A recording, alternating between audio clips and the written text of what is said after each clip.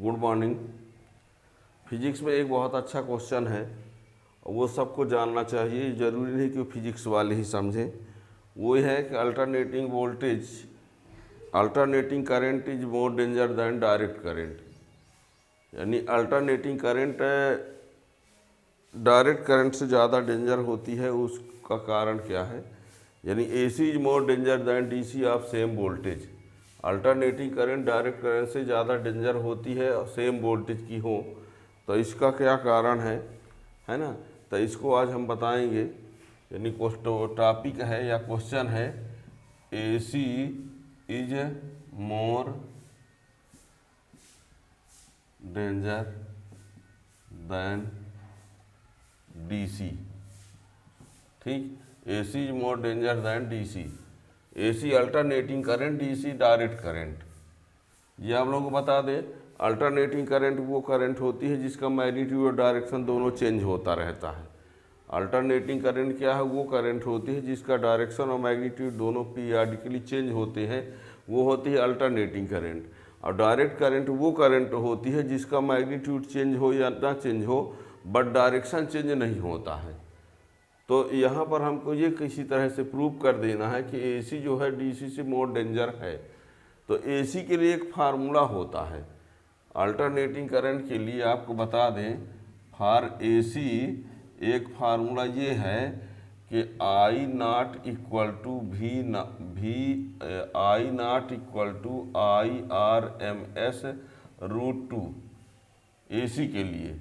यही AC के लिए ये करंट पर ये होता है, वोल्टेज पर यही formula VRMS √2।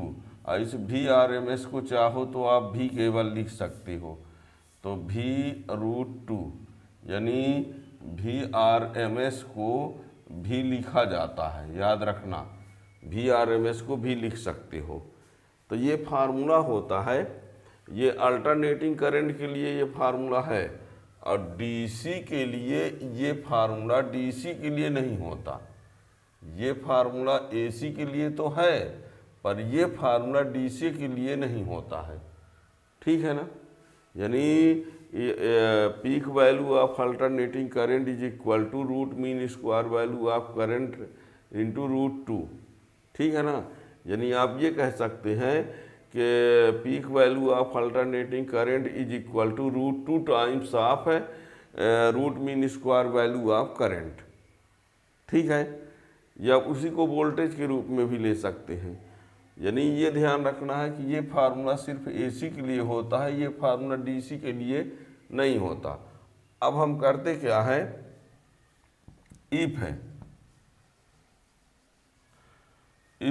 V equal to 220 volt for AC, if V equal to 220 volt for AC, then V naught equal to V√2। तो यहाँ 220 वोल्ट √2, तो 220 इंटू 1.414, तो ये आ जाता है इतना।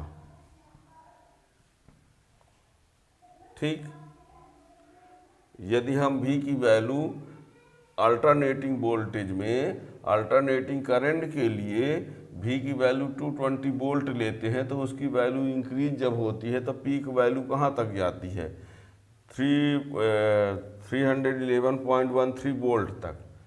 ठीक है, V की वैल्यू इतना लेंगे AC पर, V equal to 220 volt for AC, then V equal to ये, एंड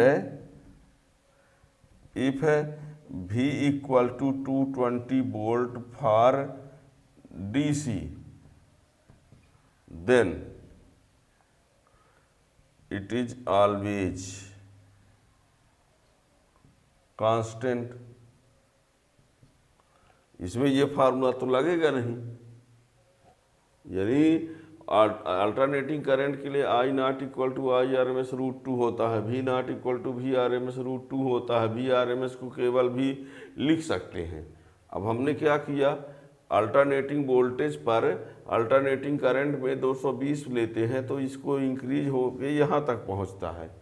और इसी को यदि हम डायरेक्ट वोल्टेज पर, डायरेक्ट करंट पर लेते हैं तो ये क्या रहता है, हमेशा 220 है तो 220 ही बना रहता है, ठीक है ना। तो सेम वोल्टेज की हमने एसी और डीसी लिया, सेम वोल्टेज की एसी और डीसी लिया, तो एसी की वैल्यू बढ़कर कहाँ तक पहुँच जाती है, 220 लेने पर 311, और डीसी तो 220 लेने पर वो ऑलवेज कांस्टेंट रहता है, ठीक है ना। Therefore AC is more danger than DC of same voltage. AC more danger than DC, ठीक। AC is more danger than DC of same voltage. Clear हो गया ना। AC is more danger than DC, तो क्या वजह है कि alternating current का जो पीक वैल्यू होता है रूट मीन स्क्वायर वैल्यू का √2 टाइम्स होता है। जो करंट के लिए होता है वही वोल्टेज के लिए भी होता है। अब हमने एसी में 220 लिया और डीसी में भी 220 लिया। अब एसी में 220 लेने पर पता चलता है कि उसकी वैल्यू जब इंक्रीज होती है तो कहाँ तक जा रही है, ये यहाँ तक कि ये हम बता दें पॉजिटिव साइकिल में इतना, निगेटिव में भी इतना, तो दोनों का जोड़ देंगे तो 622 भी हो जाएगा दोनों मिला के, ठीक है ना, प्लस माइनस मिला के। तो प्लस डायरेक्शन माइनस डायरेक्शन मिला के तो ये इतना हो जाएगा।